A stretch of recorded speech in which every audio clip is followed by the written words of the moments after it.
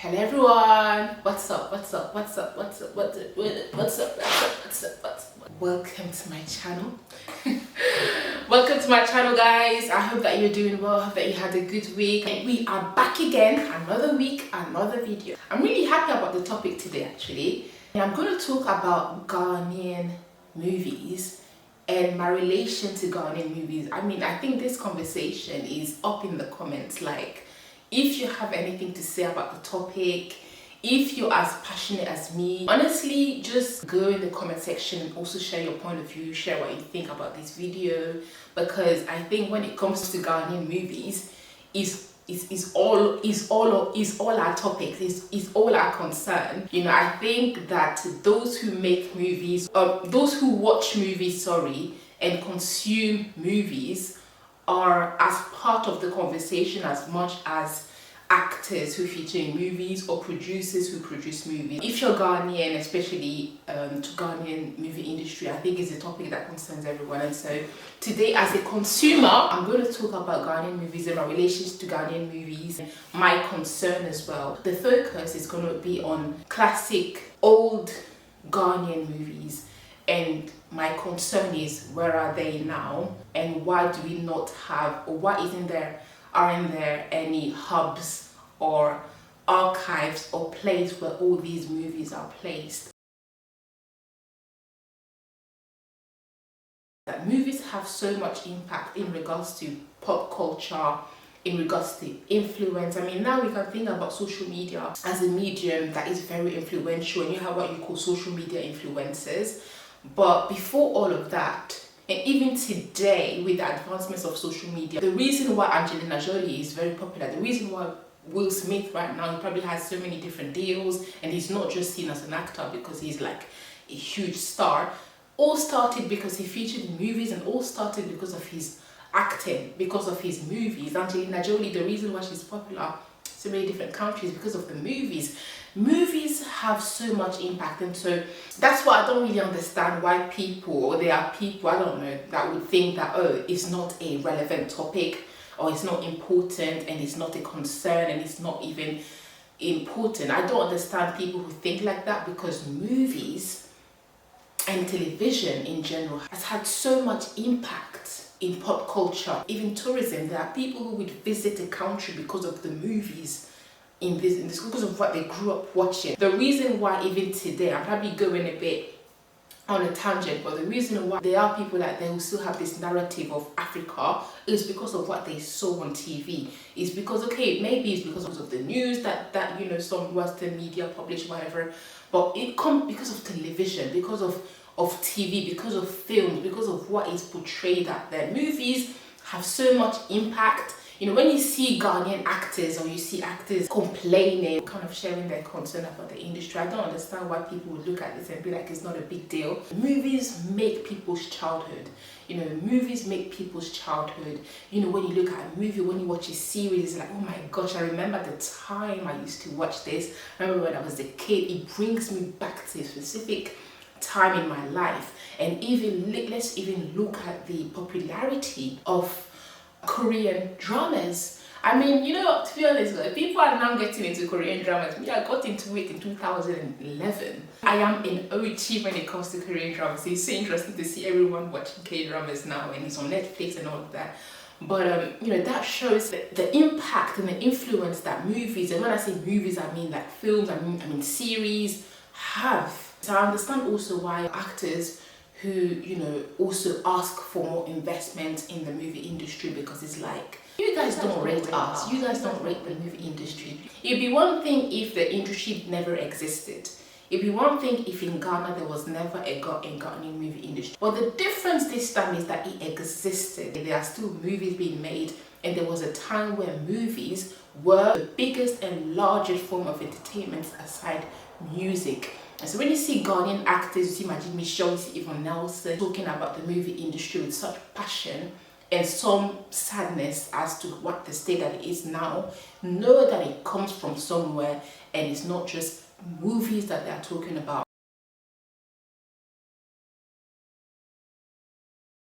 I was born in France. When people see me, they don't see me as French. They say, okay, are you French? Okay, you're born in France, but what is your origin? People, yeah, I'm French, but it's because I was born there. When people see me, they don't think, oh, French. I think she's Ghanaian, she's black, she's African. And so I grew up with a lot of people, I assume. I grew up in a Ghanaian home. My parents moved to France and abroad when in the 70s or the 80s, I'm not sure, probably in the 80s. I'm in my late 20s now, but I remember when I was younger, my house was filled with cassettes.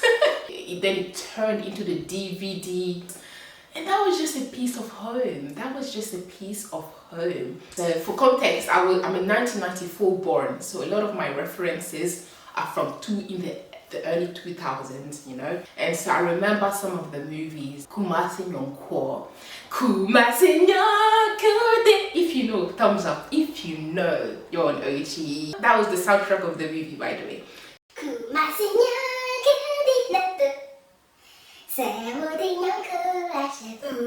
the soundtracks were sick, guys. I don't know who these people were, but the soundtracks were sick. I remember Asoreba.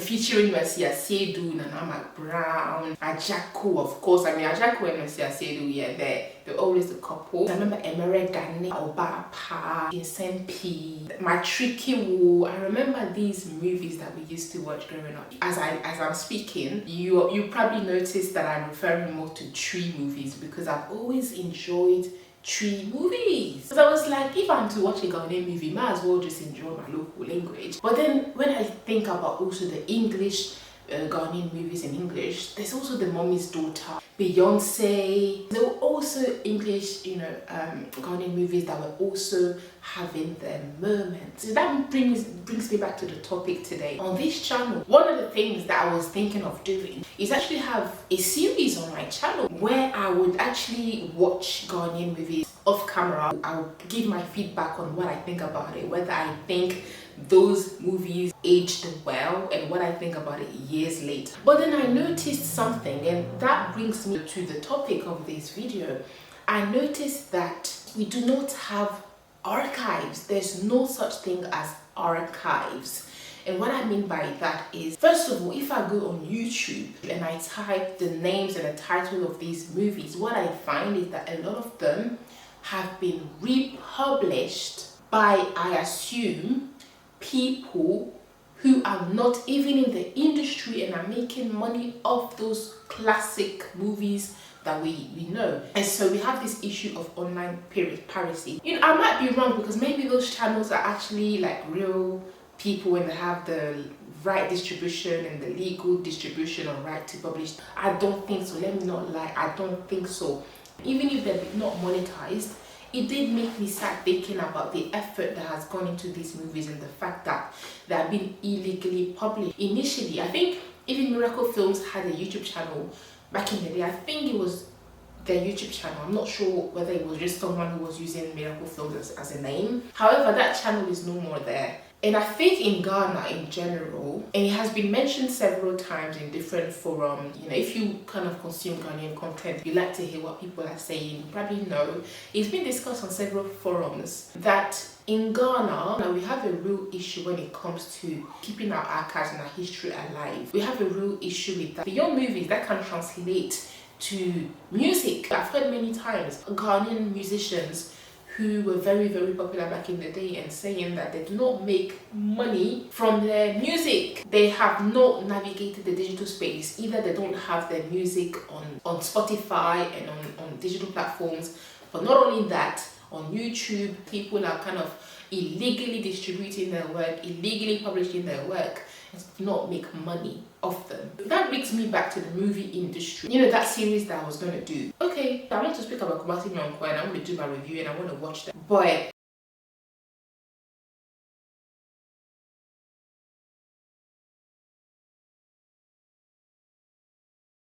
all that to say that we have definitely a serious problem when it comes to keeping our archives and our media and our arts alive, I think. Okay, after more research, guys, I want to clarify that the issue is not that there aren't old Ghanaian movies on the internet.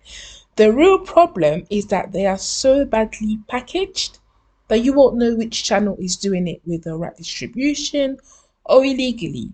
However, I decided to share with you some of the safer channels, safer quote unquote channels that I found. But again, so there's this channel that posts all the tree movies. Those movies are powered by Aforeville.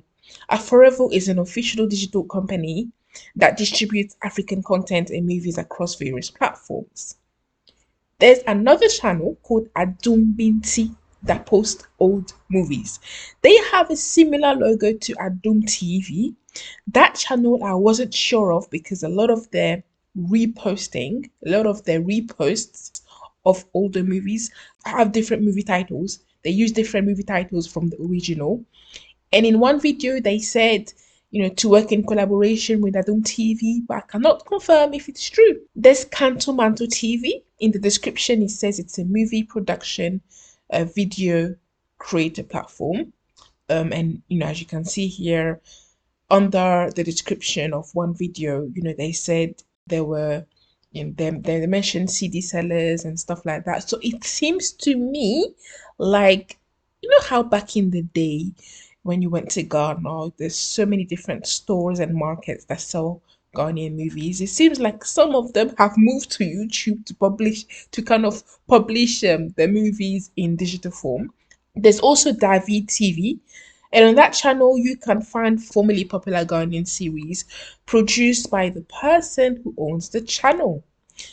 So, yes, so all in all, the problem still remains. Some of those old movies or series, except for the last one, are so badly packaged. They're just like thrown out there on the internet web, and one must really dig in hard to find them. And again, it's hard to identify those who have the legal distribution and random people who just decide to sync the movies that they have at home and publish it on YouTube without the right. And so I was thinking about the next generation who are like, born in France and are here. So when Ghanaian movies comes to mind, when I speak to them about the first movie that made Nana Ama Brown very popular, would they know what I'm talking about? If I speak to them about Ajako and his old movies, will they know what I'm talking about? Will the next generation have the same references as us? I'm very afraid that the answer is no. And the reason why I'm so passionate about this is because as a person who is Ghanaian and so proud and who was born in France, for example, I do know that in France, let me share a little bit about how it is in France. In France, people are so serious about keeping their history to the point where the biggest French station, or one of the earliest French TV stations, is called TF1. TF1 is a station that has managed to renew itself with new shows. It's not a old-fashioned TV station, there are young people on there, even though it's an old station that has been there for. And one thing that they do, and I saw as I was, growing up, is that every year, at least once, twice a year, 3 times a year,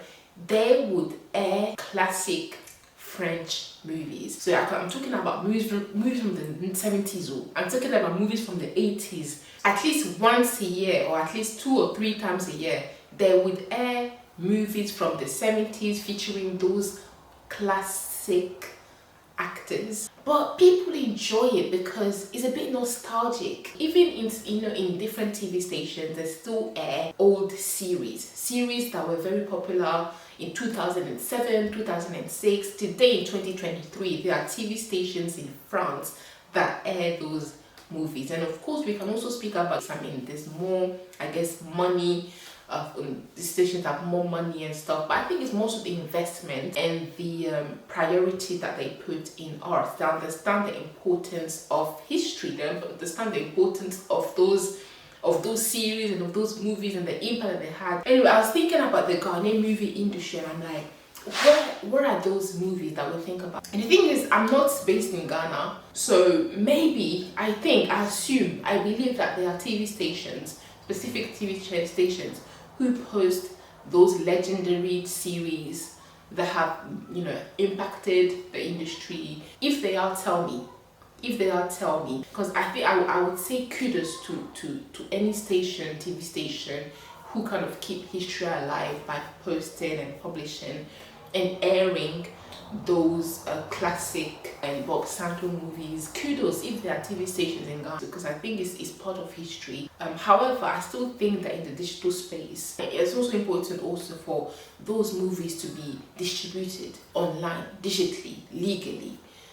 For people to be able to access those movies. It doesn't have to be free. Just having a site that publishes Miracle Films having this hub on the internet or on specific TV channels to post those movies, I think is important. Old movies are just disappearing. Of course they are out there, but to think that people can only access them through random channels it makes me sad.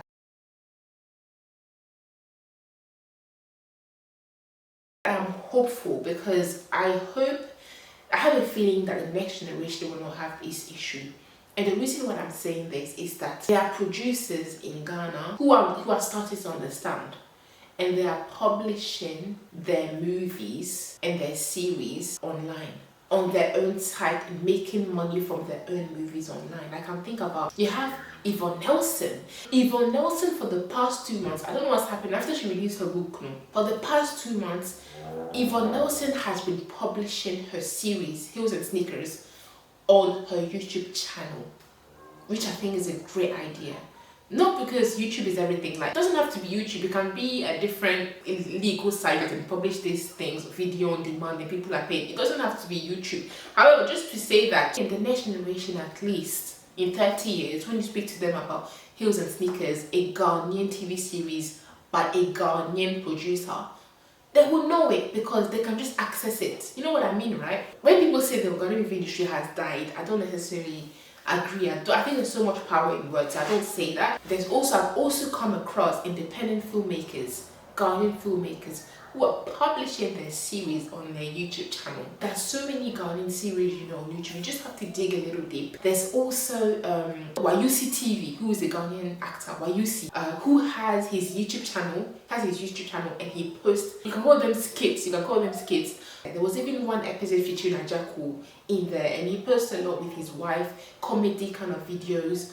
He's making money of it. There's also Vivian Jill, through her channel, Abrewa Mafia Official TV, and people love the character Abrewa Mafia. And she posts videos on there. These people have become independent producers. And so I'm hopeful the next generation won't have this problem. But it's very sad that us who grew up in the early 2000s and who have those old references, but yet as of now, we don't have, there's nowhere we can find them. And as I said, it doesn't have to be online. It can be on TV, just even if a TV station took it upon themselves to regularly post those movies and pay the creators, pay the YouTube, pay the actors, pay the producers for them. It would even, I think, encourage producers to even do more work. And I also wanted to mention that those movies that I'm talking about, they were not perfect. In Sempi, for example. And of course, when I think back, there's a particular specific scene in that movie that I'm like, there's something like sexual violence in that movie. In a lot of old Ghanaian movies, some scenes were not really appropriate, but it was used as a joke. But it's not funny. It's not funny. And I also think about some movies, back in those days, even now today maybe, but there were colorism. You see a girl who is in a village and it's like, hey, you brony. Oh, it's like so much emphasis on the skin tone and the fact that they are light skinned. Those movies were not perfect. That's why I was going to do my series, Did it age well? To actually speak about those movies that we consider classics. Are they really classics or are they inappropriate?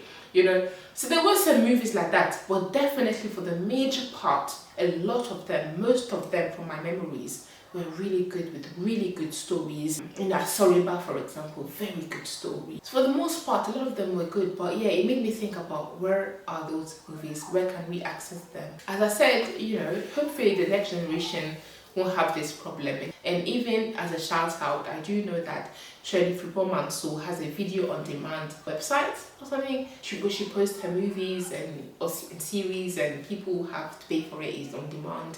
So there are producers who are doing something to make their mark and kind of navigate navigate the digital market, because that's where it's at the moment. That is where it's at. Also, we have to be realistic.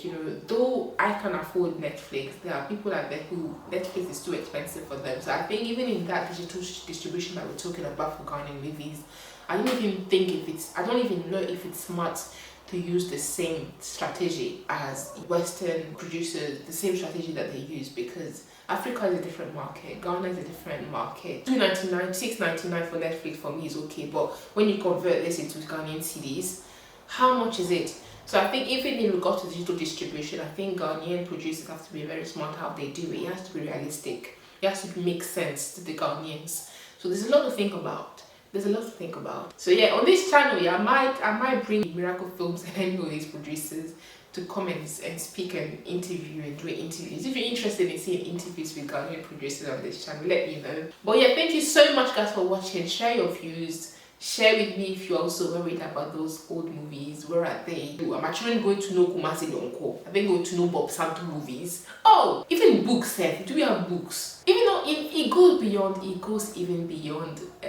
It goes beyond movies. This is a serious problem in regards to keeping our history alive and keeping our arts alive. But anyway, tell me what you think. Share me what you think about this. Leave comments and share with me what are your classic movies. Well guys, I'm only 29. Maybe some of you are 40, 50. Tell me the classic movies that I don't know about, because maybe my classic is not your classic. So let's share classics together. Let's classical together. Okay. Yeah. Subscribe if you haven't. Leave a like. Share this video with anyone you think would be interested. Thank you so much guys for watching. See you on my next video. God bless. Bye.